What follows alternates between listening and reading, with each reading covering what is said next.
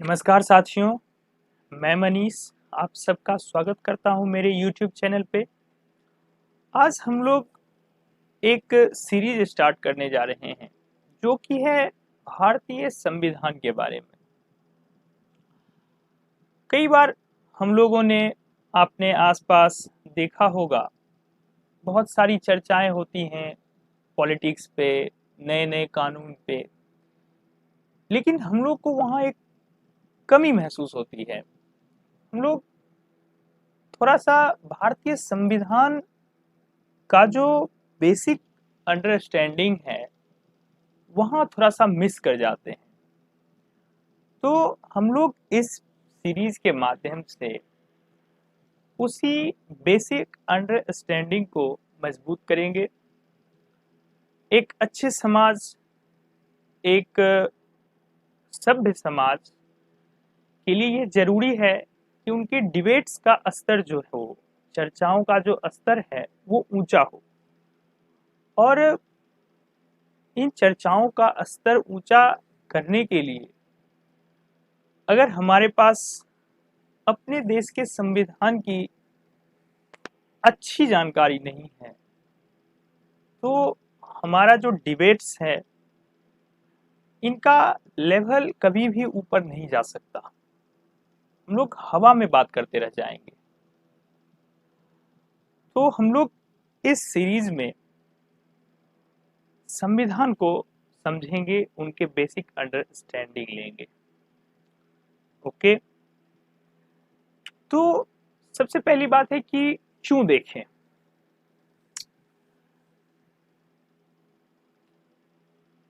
पहली बात है कि अगर आप एक जिम्मेदार नागरिक हैं, एक अपने देश के अगर आप जिम्मेदार नागरिक हैं तो आपको देश के संविधान की अंडरस्टैंडिंग होनी ही चाहिए।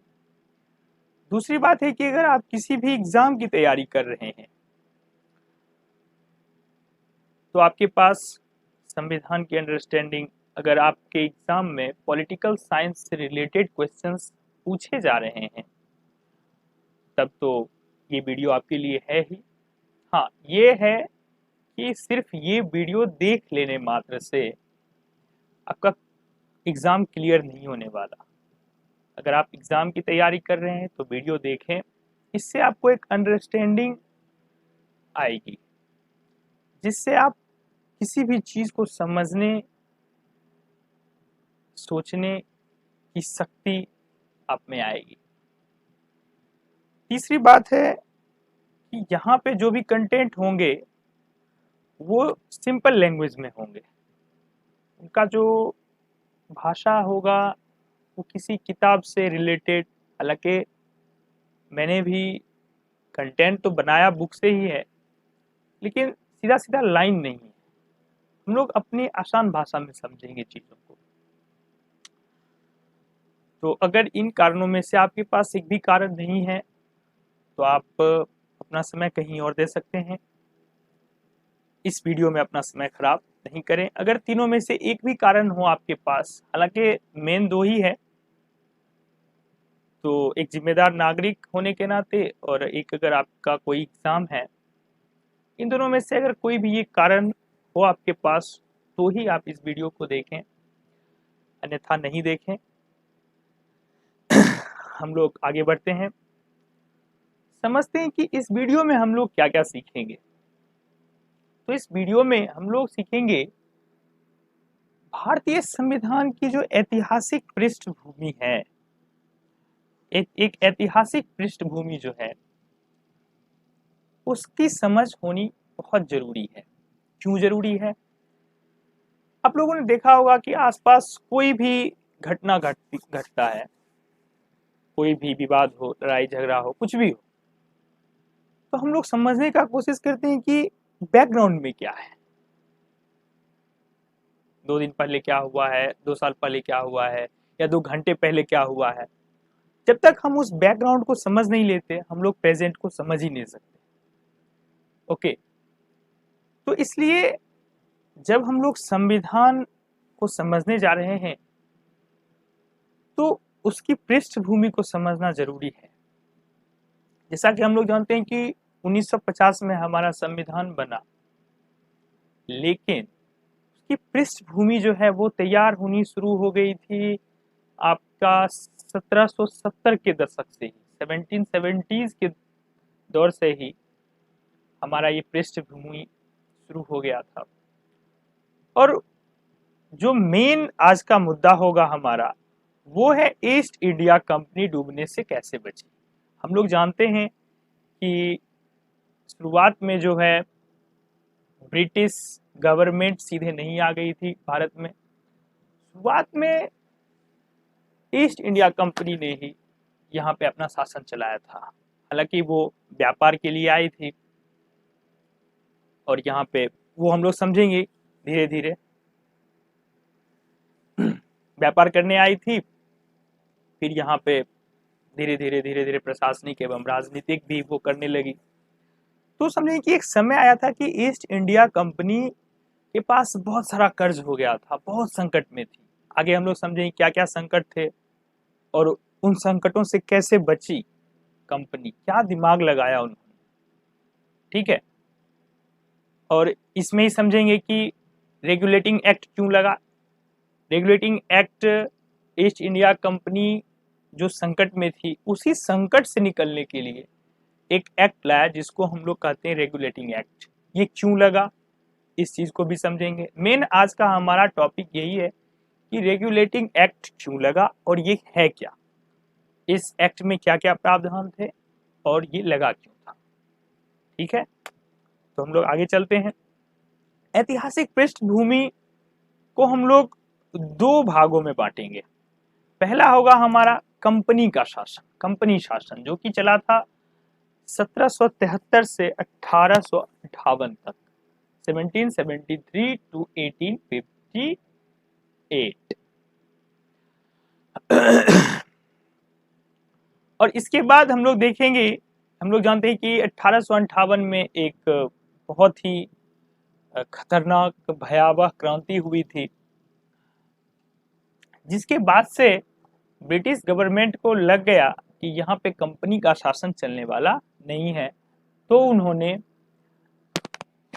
एक सम्राट का शासन स्थापित किया। खैर, जैसे जैसे हम लोग आगे बढ़ेंगे इस सीरीज में, इन चीजों को भी समझते जाएंगे। तो आगे चलते हैं कि कंपनी के शासन के दौरान क्या क्या हुआ था।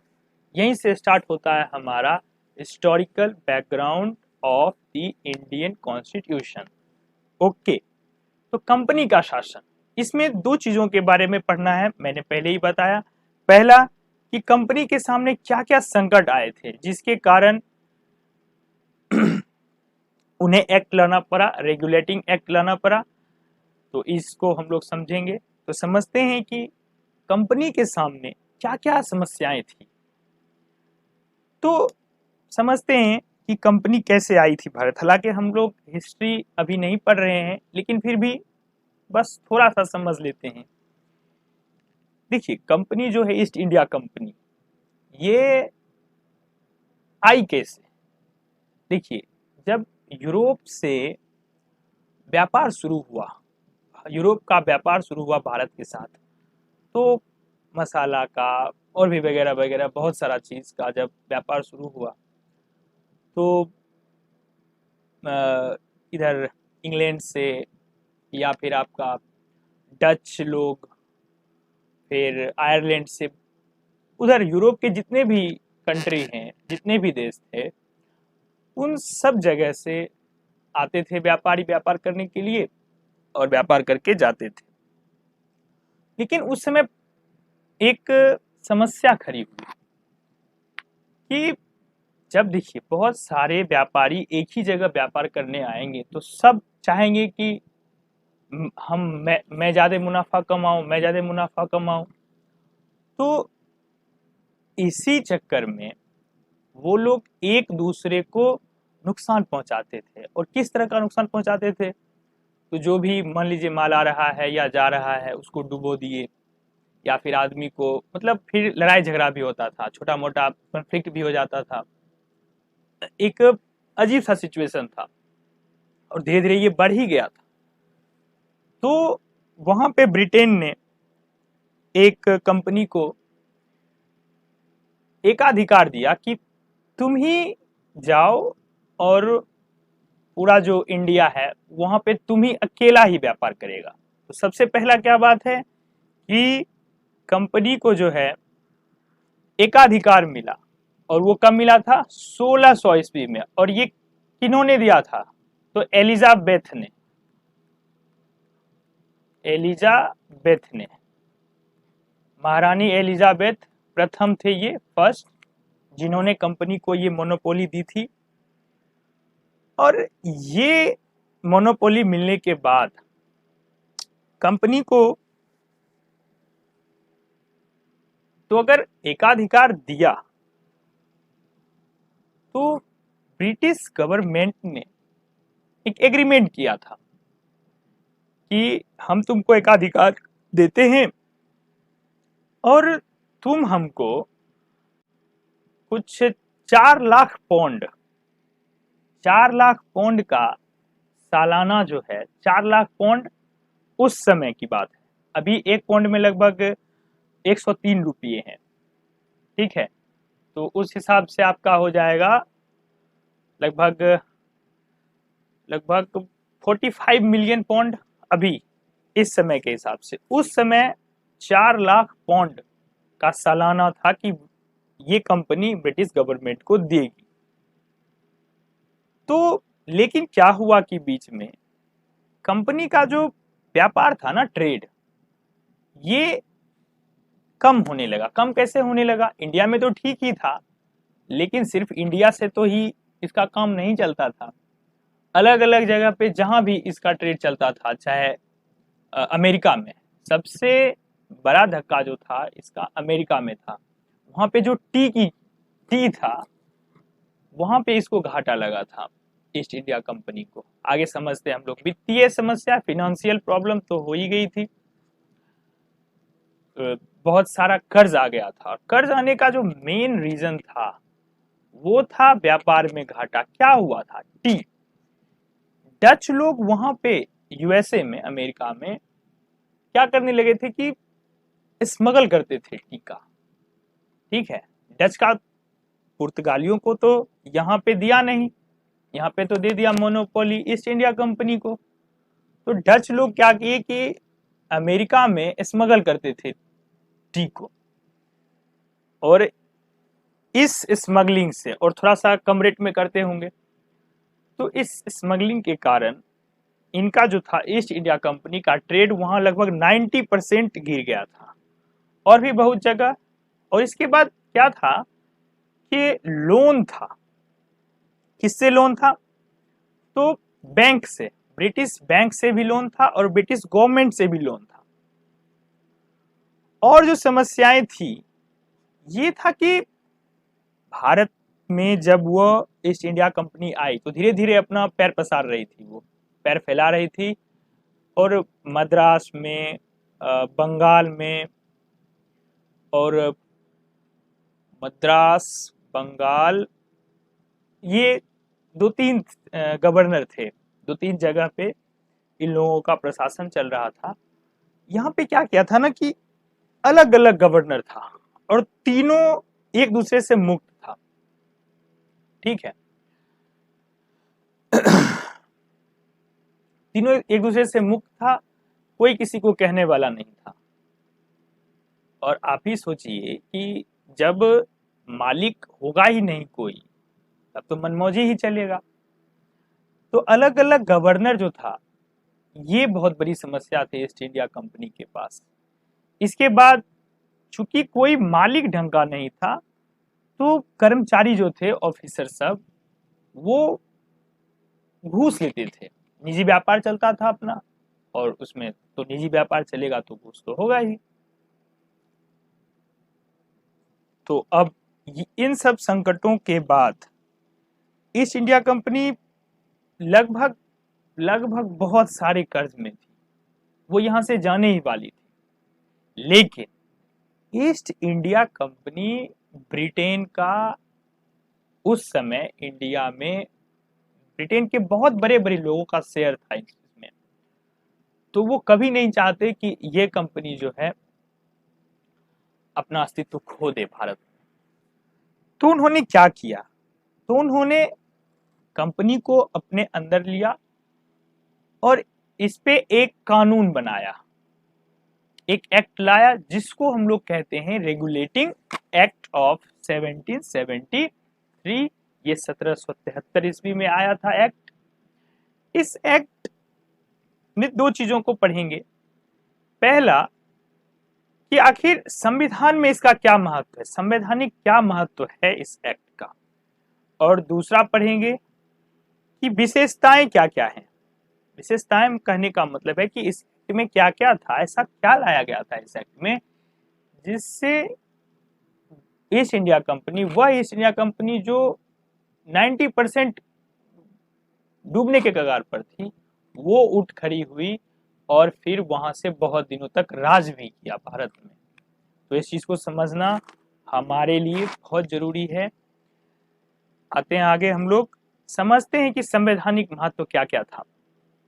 के तो भारत में पहला जो है कि पहली बार इस एक्ट के आने से पहली बार भारत में कंपनी के कार्यों को नियंत्रित करने के लिए ब्रिटिश सरकार कोई कदम उठाया। ये पहला कदम था जब ब्रिटिश गवर्नमेंट, इसके पहले कंपनी फ्री थी, बस उसको रुपया दे दिया, बात खत्म।